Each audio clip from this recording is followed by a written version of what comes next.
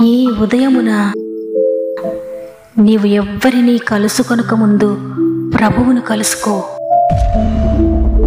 నీవు ఎవ్వరినీ చూడకముందు ప్రభువును చూడు. నీవు ఎవ్వరితో మాట్లాడకముందు ప్రభువుతో మాట్లాడు. నీవు దేనిని వెదకకముందు ఆయన రాజ్యమును నీతిని వెదకు.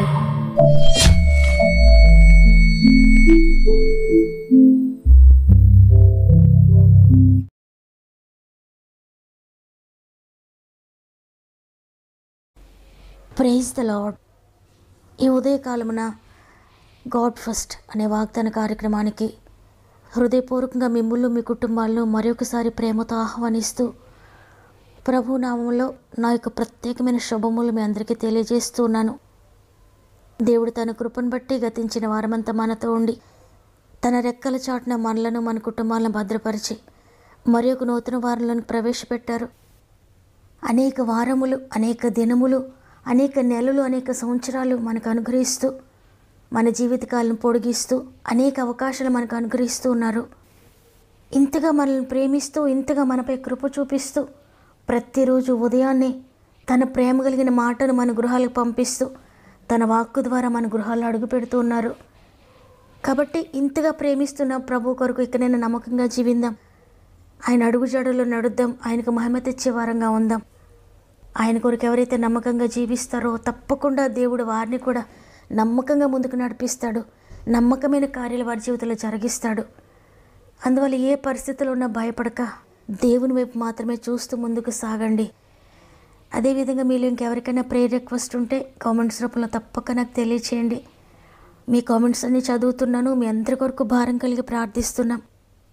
మిమ్మల్ని ఎంతగానో ప్రేమిస్తున్న దేవుడు మీకున్నారు. కాబట్టి ఎంత మాత్రం భయపడకండి. ఆయనే మిమ్మల్ని నడిపిస్తారు. సమస్త మహిమ, ఘనత, ప్రభావములు దేవునికే చెల్లునుగాక. ఈ ఆదివారమున, ఈ పునరుత్థాన దినమున దేవుడు మనకు అనుగ్రహిస్తున్న శ్రేష్టమైన వాగ్దానం యెషయా గ్రంథము 41వ అధ్యాయము 19వ వచనము.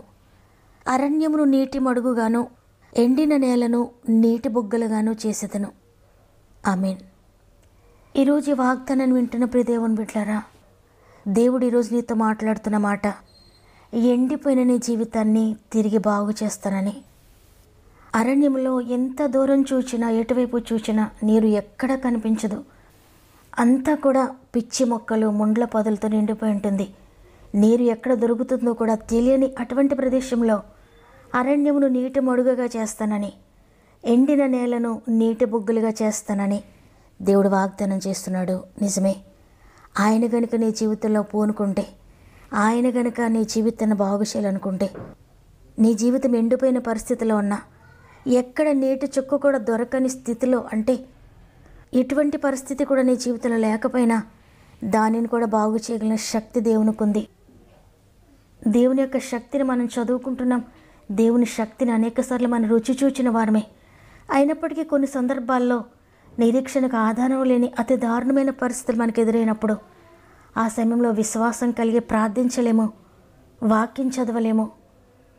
మనుషుల శక్తికి అందని పరిస్థితులు, డాక్టర్ల శక్తికి కూడా అందని పరిస్థితులు ఎదురైనప్పుడు నిరుత్సాహపడిపోయి మన జీవితం ఎండినట్లుగా అయిపోతూ ఉంటుంది. ఒకవేళ నీ జీవితం ఇటువంటి ఎండిన స్థితిలో ఉన్నా జీవితం అంతా ఎండిపోయినట్లుగా అనిపిస్తూ ఉంటుంది. జీవితంలో సహాయం ఎక్కడ దొరుకుతుందో కూడా తెలియని పరిస్థితిలో, ఎటు చూచిన నిస్సహాయత, ఎటు చూచిన డ్రైనెస్, ఎటు చూచినా ఏ ఆధారం లేనట్లుగా మన జీవితం అయిపోతుంది. అటువంటి సమయంలో ఏ వైపు నుండి కూడా సహాయం కొంచెం కూడా దొరకని పరిస్థితి ఎదురవుతుంది. ఆత్మీయంగా ఎండిపోయిన పరిస్థితి, కొంచెం కూడా నీరు లేక, అంటే పరిశుద్ధాత్మ సహాయం లేక, ఆత్మ నడిపింపు లేక కృంగిన పరిస్థితిలోకి వెళ్ళిపోతూ ఉంటాం. ఒకవేళ నీ జీవితం కూడా ఆత్మీయంగా ఎండిపోయిన స్థితిలో ఉన్నావా? నీలో ప్రార్థన ఎండిన స్థితిలో, ప్రార్థన చేయాలంటే నీ ఇష్టం లేదా? నీలో వాక్యం ఎండిన స్థితిలో, వాక్యం చదవాలంటేనే ఇష్టం లేదా? దేవుని కొరకు జీవించాలనుకుంటాం కానీ అది ఎండిపోయిన స్థితిలో ఉండి దేవుని కొరకు జీవించలేకపోతున్నావా? అదేవిధంగా శారీరకంగా నువ్వు ఎండిన స్థితిలోనికి వెళ్ళిపోయావా? నీ జీవితం ఎండిపోయి నిష్ప్రయోజనంగా ఉన్నా తప్పకుండా దేవుడు ప్రయోజనకరంగా మారుస్తానని ఈరోజు వాగ్దానం చేస్తున్నారు. ఏ ఆశ లేని నీ జీవితంలో ప్రభు కార్యం చేస్తానని సెలవిస్తున్నారు. పరిస్థితులను బట్టి కాక, ఆయన శక్తిని బట్టి నీ జీవితాన్ని తలక్రిందులు చేసే శక్తి ఆయనకుంది. నీ జీవితంలో అద్భుతాలు చేసే శక్తి ఆయనకుంది. నీ ఉద్యోగంలో ఎండిన స్థితిని చూస్తున్నావా? నీ వ్యాపారంలో ఎదుగుదల లేక ఎండిన స్థితిని చూస్తున్నావా? ఆర్థిక పరిస్థితిలో ఎండిపోయిన స్థితిలో నీవు ఉన్నావా? నీ ఆరోగ్యం అంతకంతకు క్షీణించిపోయి ఎండిపోయిన పరిస్థితిలో ఉన్నావా? నీ బిడ్డల విషయంలో ఏ అభివృద్ధి లేక ఎండిపోయిన స్థితిలో నీవు ఉన్నావా? అయితే ప్రభు సన్నిధిలో మోకరించి, తండ్రి నేను పాపిని, నన్ను క్షమించండి. నా జీవితాన్ని బట్టి నేను ఎండిన స్థితి అనుభవిస్తున్నానయ్యా. నన్ను విడిపించేవారు ఎవరి లోకంలో లేరయ్యా. నీవు తప్ప వేరే దిక్కు లేదయ్యా. నీవే నాకు ఆశ్రయమని పరిశుద్ధాత్మ చేతి క్రిందకి వెళ్దాం. పరిశుద్ధాత్మ చేతులకు మిమ్మల్ని పూర్తిగా అప్పగించుకోండి. దుప్పి నీటి వాగుల కోసం ఆశపడినట్లు ఆయన కొరకు ఆశపడి ఆయన సన్నిధిలో ఎదురు చూడు. తప్పకుండా దేవుడు నీ జీవితాన్ని మారుస్తాడు. ఎండిపోయిన స్థితిలోనే నీ జీవితాన్ని దేవుడు తిరిగి జీవింపచేస్తాడు, చిగురింపచేస్తాడు. నా భర్త ద్వారా నేను ఎండిన స్థితిని అనుభవిస్తున్నానని ఒకవేళ నువ్వు బాధపడుతున్నావా? ఏ భర్త ద్వారా అయితే ఎండిన స్థితిని అనుభవించావో, నీ సమస్యలన్నిటికీ ఆయనే కారణమని నువ్వు అనుకుంటూ ఉంటే, నీకు అవమానం కలగడానికి, నీ జీవితం చిన్నాభిన్నం అవడానికి ఆయనే కారణం అని అనుకుంటూ ఉంటే, నీ భర్తను నువ్వు రక్షకుడిని యేసయ్య చేతికి అప్పగించినట్లయితే ఆయన ద్వారానే నీ జీవితం తిరిగి సంతోషంతో నిండిపోతుంది. ఆయన ద్వారా నీకు ఘనత కలుగుతుంది. ఆయన ద్వారానే నీకు నెమ్మది కలుగుతుంది. నీకు సమృద్ధికి మూల కారణం ఆయన అవుతాడు. అదేవిధంగా నీ భార్యని గురించి నీవు ఎండిన స్థితి అనుభవిస్తూ ఉన్నావా?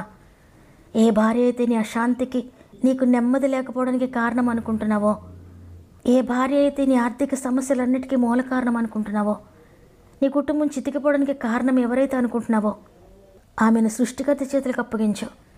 ఆమె ద్వారానే నీకు మనశ్శాంతి తిరిగి దేవుడిస్తాడు. ఆమె నీ సంతోషానికి కారణంగా చేస్తాడైనా. నీ సమృద్ధికి ఆమెనే కారణంగా చేస్తాడు. నీ బిడ్డల విషయంలో కూడా ఇదే విధంగా ఎండిన స్థితిని అనుభవిస్తూ ఉన్నావా? ఏ కుమారుడైతే నీ ఆర్థిక సమస్యలకు కారణం అనుకుంటున్నావో, ఏ కుమారుని ద్వారా నీ వ్యాపారం సర్వనాశనం అయిపోయిందని అనుకుంటున్నావో, ఏ కుమార్తె ద్వారా నీకు అవమానం వచ్చిందని నువ్వు భావిస్తున్నావో, మదన పడుతున్నావో, ఏ బిడ్డల ద్వారా అయితే నీ జీవితం చిన్నాభిన్నమైందని నువ్వు భావిస్తున్నావో, ఆ బిడ్డలను సృష్టికర్త చేతులకు నువ్వు అప్పగించగలిగితే అదే కుమారుడు నీ సమృద్ధికి కారణం అవబోతున్నాడు. నీ వ్యాపార అభివృద్ధికి మూలం అవుతాడు. అదే కుమార్తె నీ పరువు ప్రతిష్టలకు మూల కారణం అవుతుంది. ఆ బిడ్డల ద్వారానే నువ్వు శాంతిని, సమాధానాన్ని పొందుకుంటావు. కాబట్టి ఈరోజు ఈ మాటలు వింటున్న ప్రియ సహోదరి, ప్రియ సహోదరుడా, నీ జీవితం పాడైపోయిందని, నీ కుటుంబ పరిస్థితులు ఎండిపోయినట్లుగా ఉన్నాయని, నీ బ్రతికంతా పాడైపోయిందని భయపడకు. సమస్తాన్ని బాగు చేయగలిగిన సర్వశక్తి కలిగిన చేతులకు అప్పగించుకుంటే ఎంత ఎండిన స్థితిలో నుండైనా తిరిగి జీవం పుట్టించగలడైనా. ఎండిపోయిన ఎముకలకు తిరిగి జీవాన్ని ఇచ్చి గొప్ప సైన్యంగా చేశారు. ఆయనకు అసాధ్యమైంది ఏది లేదు. నీ కుటుంబం ఎండిపోతే తిరిగి జీవింపచేస్తాడు. నీ బ్రతికి ఎండిపోతే తిరిగి జీవింపచేస్తాడు. నీ ఆర్థిక పరిస్థితులు ఎండిపోతే తిరిగి జీవింపచేస్తాడు. నీ ఆరోగ్య పరిస్థితి ఎండిపోయిన స్థితిలో ఉంటే తిరిగి జీవింపచేస్తాడు, జీవాన్ని అనుగ్రహిస్తాడు. కాబట్టి ఈరోజు అందరం కూడా జీవంతో కలపబడదాం. జీవమా నాలోనికి రండి, పరిశుద్ధాత్ముడా నన్ను కమ్ముకోండి, ఇదిగో నా చేతిని పట్టుకోండి అయ్యా, నాలో ప్రవహించండి, నా కుటుంబంలో ప్రవహించండి, నా బిడ్డల్లో ప్రవహించండి, నా భార్యలో ప్రవహించండి, నా భర్తలో ప్రవహించండి అని హృదయపూర్వకంగా దేవునికి అప్పగించుకుందాం. ఇప్పుడే దేవుడు తన జీవాన్ని మీకు అనుగ్రహించబోతున్నాడు. మన రెండు చేతులు దేవుని వైపు ఎత్తి ప్రార్థన చేద్దామా? తండ్రి, నీకు వందనాలు. నీ కృపను బట్టి గతించిన వారమంతా మాకు తోడుగా ఉండి మరి ఒక వారంలోనికి మమ్మల్ని ప్రవేశపెట్టారు. అందరి బట్టి నీకు వందనాలు. ఈ వారమంతా మా ఆత్మీయ కుటుంబం అంతటికి తోడే ఉండండి అయ్యా. ఈరోజు అద్భుతకరమైన వాగ్దానం మాకు అనుగ్రహించారు. ఎండిన నీ జీవితాన్ని తిరిగి బాగు చేస్తానని. తండ్రి, మీరు ఇచ్చిన వాగ్దానము ప్రతి ఒక్కరి జీవితంలో నెరవేర్చండి. ఎవరి బ్రతికితే ఎండిపోయినట్లుగా ఉంది, ఎవరి కుటుంబం ఎండిపోయినట్లుగా ఉందో, ఈ ఆర్థిక పరిస్థితుల్లో ఎండిపోయారో, ఆత్మీయంగా ఎండిపోయారో, శారీరకంగా ఎండిపోయారో, మానసికంగా ఎండిపోయిన స్థితిలో ఉన్నారో, ఎక్కడ ఎండిన స్థితిని అనుభవిస్తూ ఉన్నా ప్రతి దానిలో కూడా జీవాన్ని నింపగలిగిన శక్తి నీకుందయ్యా. ఇది ఇప్పుడు నీ జీవాన్ని ప్రతి కుటుంబంలోనికి పంపిస్తున్నందుకు వందనాలు. ప్రతి కుటుంబాన్ని అద్భుతకరమైన జీవముతో నింపుతున్నందుకు, ప్రతి కుటుంబాన్ని అద్భుతకరమైన శక్తితో నింపుతున్నందుకు వందనాలు. ఆశ్చర్యకరమైన వెలుగుతో ప్రతి కుటుంబాన్ని నింపుతున్నందుకు వందనాలయ్యా.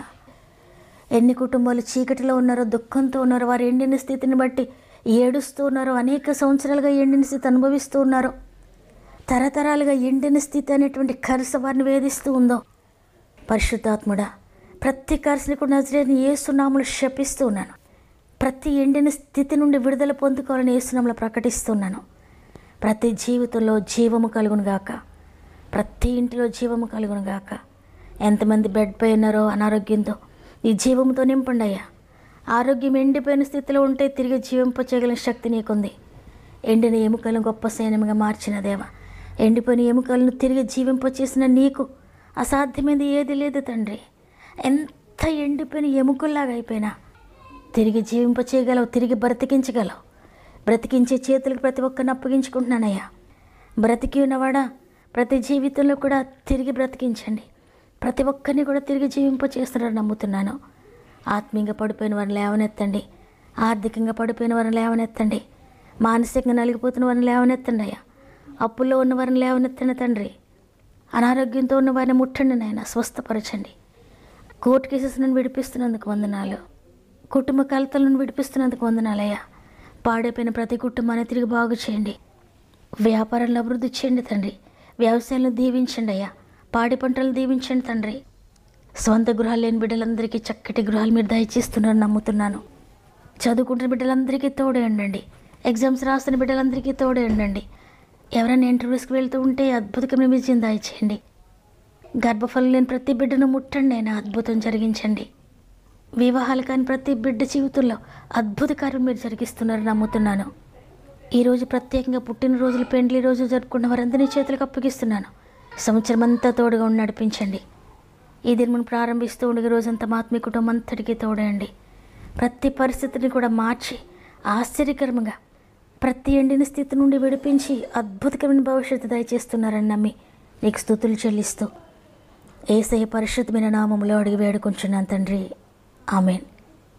ఈరోజు వాగ్దానం విన్న ప్రియ చెల్లి, ప్రియ తమ్ముడు, ఎంత ఎండిపోయిన స్థితిలో, దిగజారిపోయిన స్థితిలో నీ కుటుంబం నీవు ఉన్న భయపడక దేవునిపై ఆధారపడు. ఆయన తిరిగి నేను జీవింపజేయబోతున్నాడు.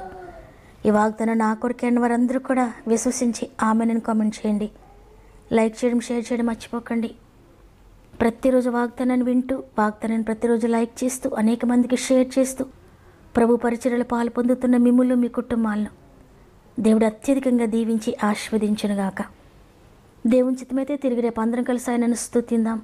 అంతవరకు ప్రభు మీకు, మీ కుటుంబాలకు తోడండి నడిపించునుగాక. God bless you.